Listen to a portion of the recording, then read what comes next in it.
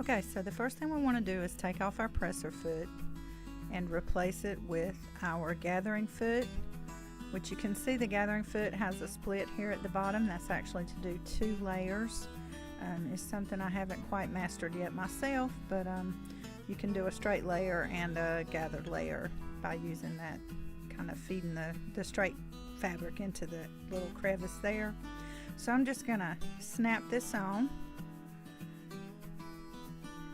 and this is, I'm using a Viking Husqvarna number 1, and with this one we don't have that split, the toes on the presser foot to put the thread in between. So what I'm gonna do is I'm just gonna put it back there kind of underneath and behind it.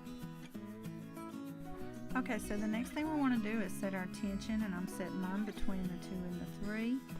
And it's just the looser you set it, the more gathered your fabric will actually be.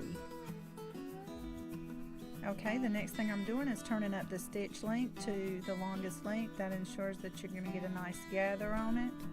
So you just want to make sure you go up. In my case, mine goes all the way up to 6, but I'm going to turn it down to 5 point. Okay, so I've got my fabric here, and I've cut it to the length that I want it.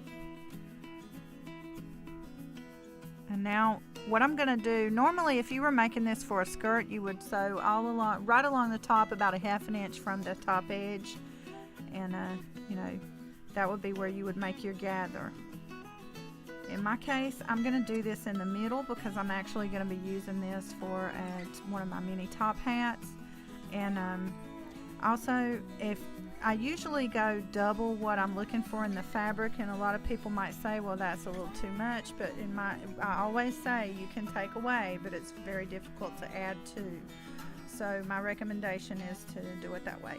Now, to loosen this up, I want to give a tail of about 8 to 10 inches on the end of this. So I'm just taking that little knob at the end that moves the foot up and down, and I'm just rolling it and pulling it. Now you see I've got about 8 to 10 inches right there. Okay, so there's our finished gather. Now what I want to do is you just want to look at it when you're done with it and make sure it's the way you want it. If it's not, you can separate these 2 threads. Now the bottom thread is going to be the bottom thread, the bobbin thread, and the top thread is the top stitch. The bobbin thread is the one that you can kind of pull on and make your gathers a little tighter, a little looser. I'm just going to use my seam ripper. I'm not tearing the thread, I'm just splitting the 2 threads. It was kind of difficult there to get them apart with my fingers. Just remember, the top thread it's not going to go anywhere. You might pop the stitches if you try to pull on it, but you just pull on that bobbin thread, just going ever so slowly, and you can tighten the gathers up a little bit. Just kind of fine-tune it after you've sewn it.